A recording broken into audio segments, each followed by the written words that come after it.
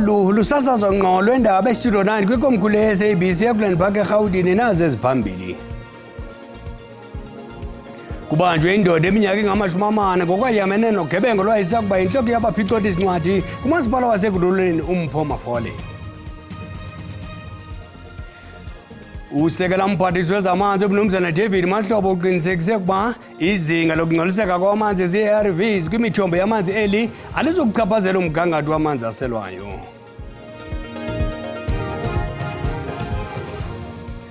Molweni apha ekhaya ndingaphosisanga maseko mandikhawulende warhuqa. Kubanjwe indoda eminyaka engama-40 ngokwayamene nogebengo lwayisakuba yintloko yabaphicotisi-ncwadi kumasipala waseGruleni uMpho Mafole. Wafunyanwa kwichibi legazi emva kokuba waselwa ngemvula yembumbulu ku-R23 eKempton Park ngomhla wama-30 kuJuni. Abacuphi abajongene namatyala nobuzaza nobudlobongela akwakhangela umrhanelo wesibini ngokwayamene nale nyewe emva kokuba inkundla ikhuphe isigunyeziso sokubanjwa kwakhe. Le ndoda iminyaka engama-40 kulindeleke ivele phambi kwenkundla kamantyi yaseKempton Park ngomso. It brings a relief, I think, in the main to the profession. To the auditors, to those who are doing forensic, that indeed the law and the arm of the law is on their side, and that they are protected. We will be soon be receiving the financial results for the last financial year. We'll be subjecting those financial results for scrutiny.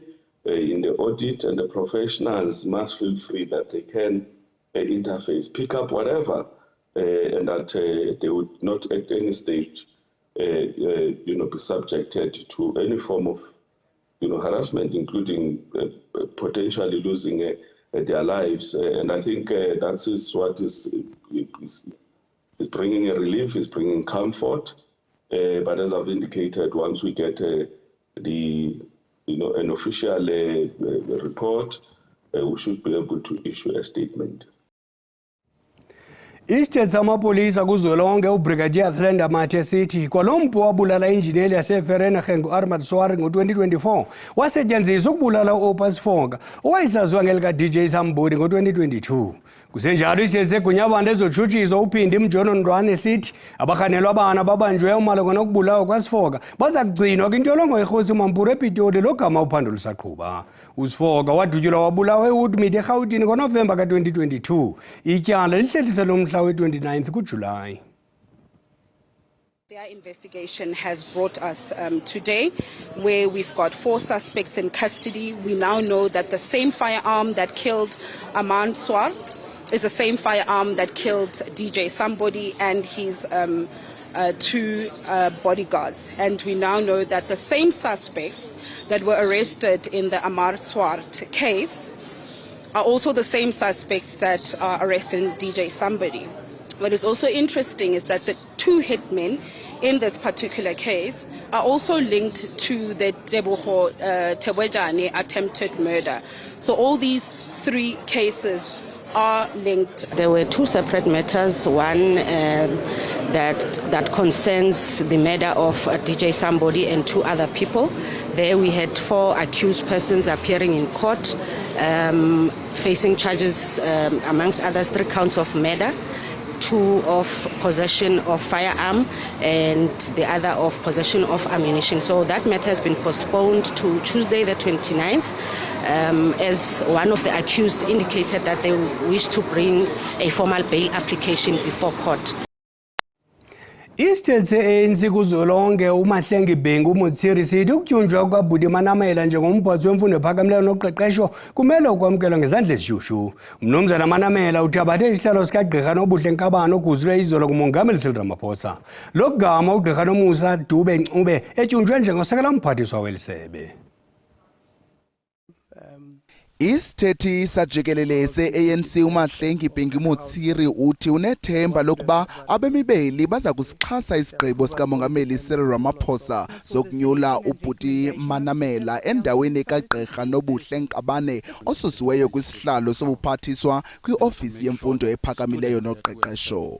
uNkabane ubelindeleke ukuvela phambi kwekomiti yemfundo ephakamileyo noqeqesho namhlanje ukuthabatha uxanduva ngokudandalaza ukwazisa ngokuphathelene negqiza lonyulo losihlalo wombutho ojongene namanyathelo ezophuhliso nokuxhobisa ngezakhono kumacandelo ezoqoqosho isitha emva kokuba wabagwenxa kumalungu epalamente kwintlanganiso yeveki ephelileyo. We do hope that South Africans will support the president in the decisions that he has taken. The president would have taken his colleagues in the national officials, the top 7, into confidence. Kambe ke ababebandakanyeka kwigqiza lebhodi yesitha phantsi kolawulo lukagqirha Nkabane baphefumle ngelithi bebengenazigqibo ekuchongweni kwayo koko ibingugqirha Nkabane benelizwi lokugqibela. The question of approval of names is solo on the powers given by the Skills Act to the minister. So it's a minister that would have approved names. I do not have the capacity to approve names.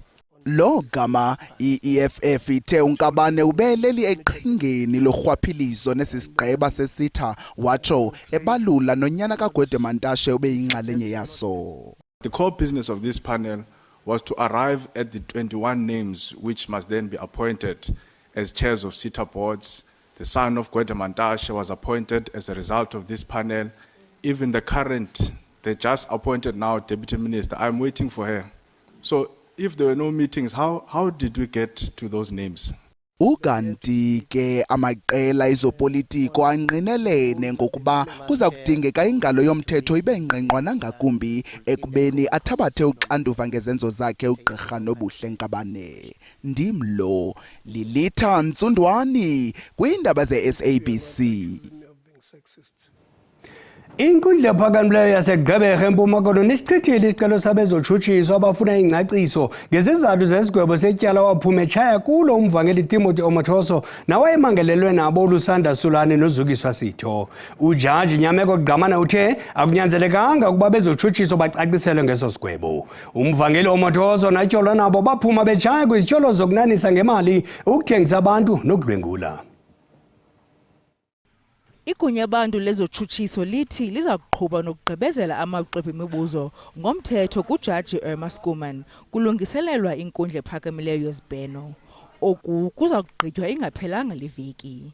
Asethukanga kuba nakule veki phelileyo ngokuya besixoxa naye uadvocate Apla Bodlani SC embekela amatyala esiyigqila phezu kwawo. Wawumbona mangaba ngokwenhlonipho ke akavumelani nathi. Uthi yena bekumele basiyabhena phambi koba sifuna ucaciselwa ngezizathu zoba abakhululo Omotoso. Siza naxa ujonga ijudgment yakhe le ikhuphe namhlanje ithi akazukwazi usijika isigwebo sakhe. Besingathi isigwebo sakhe makasijike. Besithi sicacisele into yoba ubakhupha ngabuni bobuphi obungqina unganeliseki bubo ukuze bhale phansi imibuzo amakayitshikitye ukwenzela uba siye kwinkundla yezibheno. Siza phambi kwaluba iphelele veki tshikitya okanye sibhale lo mibuzo sifake pha kuye. Uba uyasichitha eso sicelo nangoku sizawuya ke ngoku within 21 days eBloemfontein kwinkundla yezibheno. Igqwetha likamvangeli Omotoso liyalichasa ilinge lokubhena le-NPA ngelithi isicelo sayo asivakali ncam kwaye ikwasebenzisa gwenxa inkqubo yenkundla ngaso.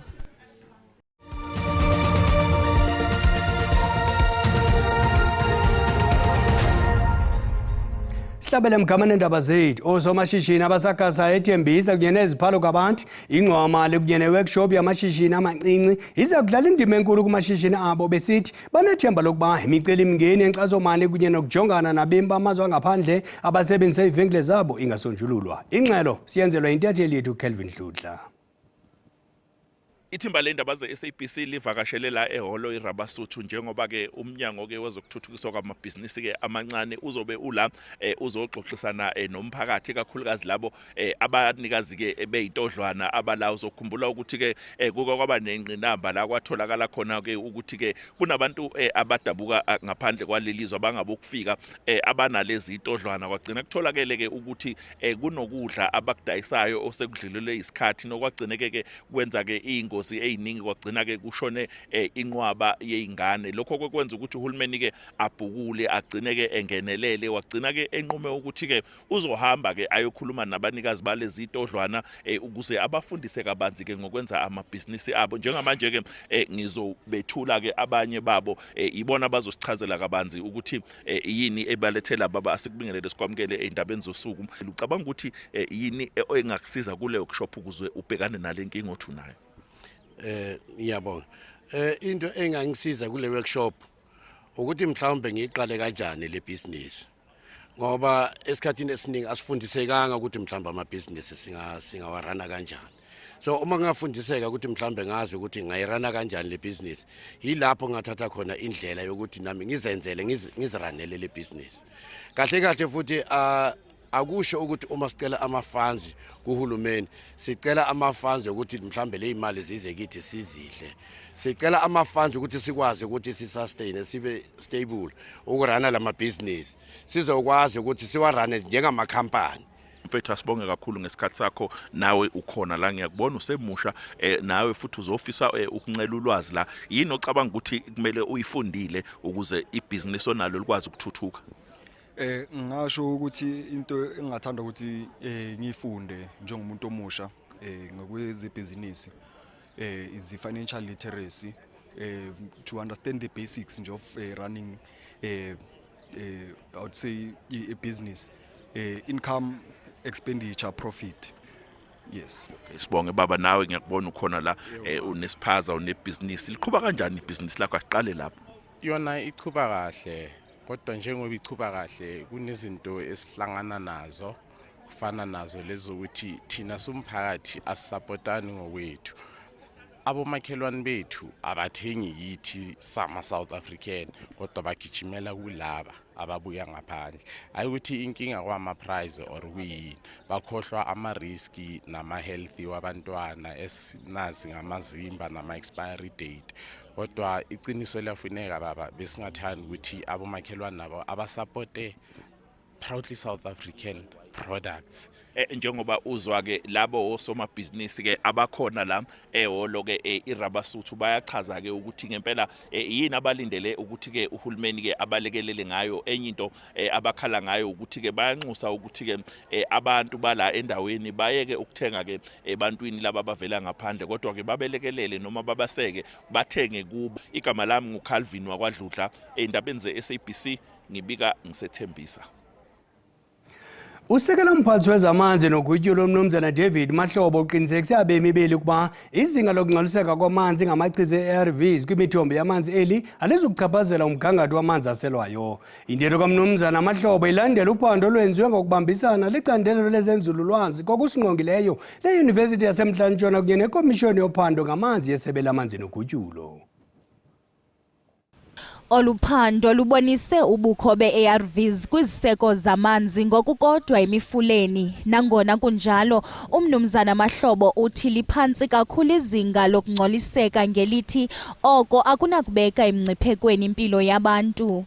This is an ongoing work by the department working with a research institution, especially the Water Research Commissions. Since around the year 2000, we've been working with a number of universities, Northwest, the University of Pretoria, looking at new emerging contaminants in the main because of human activities, but also more important of the climate change. You will know that we were worried about a number of plastics that get to be deposited and produced in South Africa.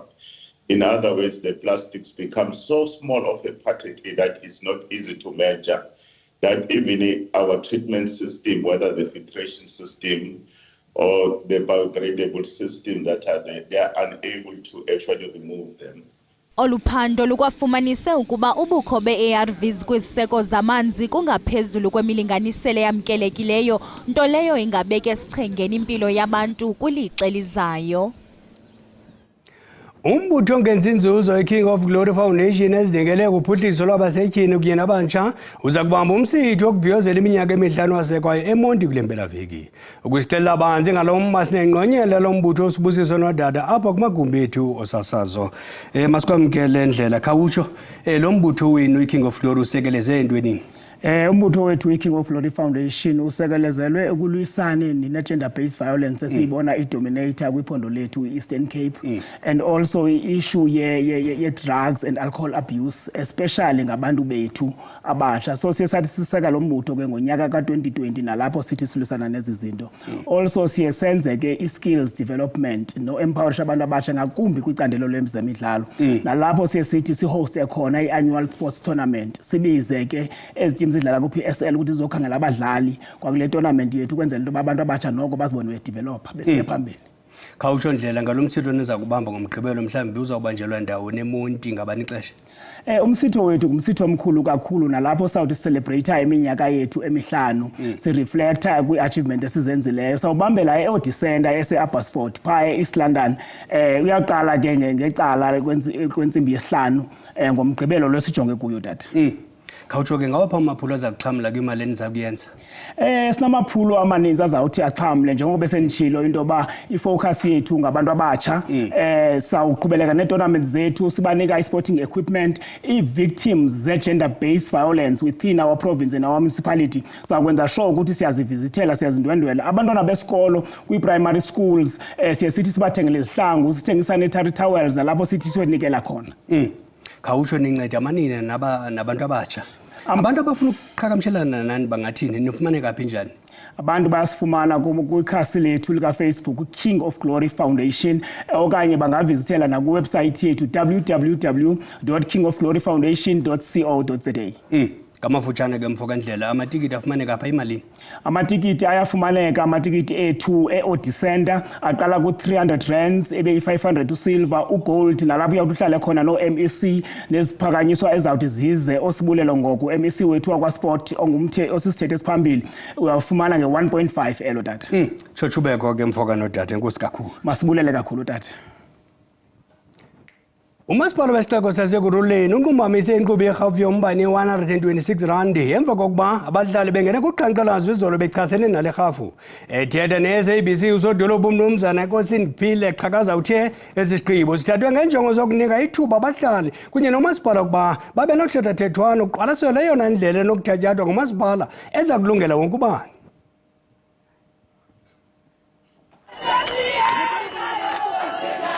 Abahlali basethembisa kumasipala wasekuruleni bangene kuqhankqalazo izolo bechasene nerhafu ethwe thaca kwimali yokuthenga umbane ye-126.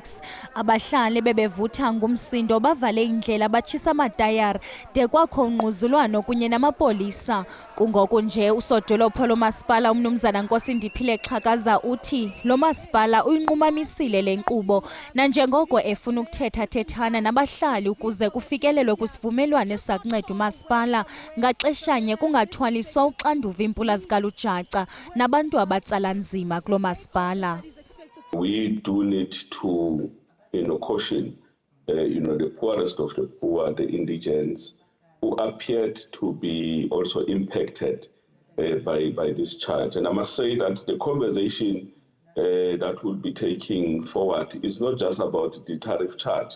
It's also about what are the other social packages that we have in the city, that write-off, indigent relief, and all those mechanisms, so that there is then a comprehensive, conversation. Suspension applies, across, the city, not just townships, also suburbs here. Okaxhakaza uthi le nkqubo unqunyanyisiwe kuzo zonke iingingqi eziphantsi kwalo masipala ukwavakalise ukuba umasipala unikwa umkhomba-ndlela ngukhalo olawula ezamandla kweli iNERSA nayi-Eskom ngokuphethelene nezigqibo ezichaphazela amaxabiso ombane kwaye uthi bengumasipala baza kudibana nabahlali kwakunye neNERSA ne-Eskom bazama ukuza nesombululo. Deqoqololo khuthatha ziyaguqa ziyakhothama ezasemini nje de kubeli xelizayo mazenetho.